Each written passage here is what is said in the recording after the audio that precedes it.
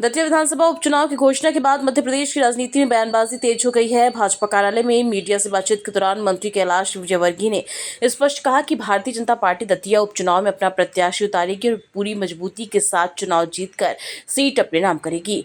पूर्व मंत्री डॉक्टर उत्तम मिश्रा के संभावित उम्मीदवार बनाए जाने के सवाल पर उन्होंने कहा कि इस बारे में अभी कुछ भी कहना जल्दबाजी होगी और पार्टी उचित समय पर निर्णय लेगी। कांग्रेस द्वारा चुनाव आयोग की कार्यप्रणाली पर उठाए गए सवालों का जवाब देते हुए विजयवर्गीय ने कहा कि निर्वाचन आयोग अपने निर्धारित समय और संवैधानिक प्रक्रिया के अनुसार चुनाव कराता है और कांग्रेस ने पहले भी कई मामलों में आपत्तियां दर्ज कराई थी। मुख्यमंत्री को लिखे पत्र के मुद्दे पर उन्होंने कहा कि यह विषय अब समाप्त हो चुका है और उस पर आगे चर्चा का कोई औचित्य नहीं है। वहीं कांग्रेस के 3 दिवसीय मौन सत्याग्रह पर प्रतिक्रिया देते हुए विजयवर्गीय ने आरोप लगाया कि क्या यह लोकतंत्र के चौथे स्तंभ यानी मीडिया को डराने और दबाव में लाने का प्रयास है। उन्होंने आपातकाल का उल्लेख करते हुए कहा कि कांग्रेस का ऐसा रवैया नया नहीं है और पूर्व प्रधानमंत्री इंदिरा गांधी के समय भी इसी तरह की परिस्थिति देखने को मिली थी। चुनाव आयोग का है, उन्होंने घोषणा की है और निश्चित रूप से इसमें भारतीय जनता पार्टी अपना उम्मीदवार खड़ा करेगी और हम जीतेंगे भी चुनाव। सर, उत्तम मिश्रा उम्मीदवार होंगे?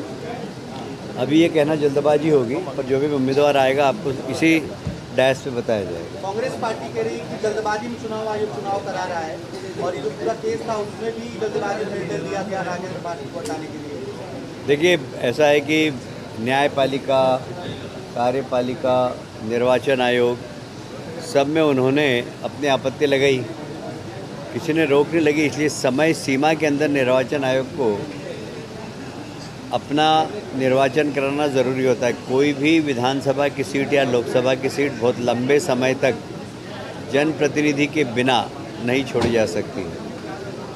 इसलिए निर्वाचन आयोग ने जो निर्णय लिया हम उसका स्वागत करते हैं और यहाँ पर हमारे भारतीय जनता पार्टी के उम्मीदवार चुनाव जीतेंगे।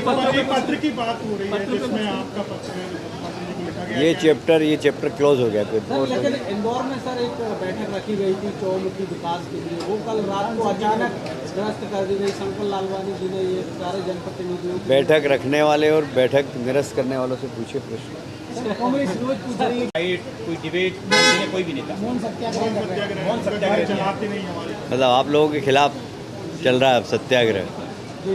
हाँ, अभी तो आपको निर्णय लेना है, इसमें मैं क्या टिप्पणी कर सकता हूँ।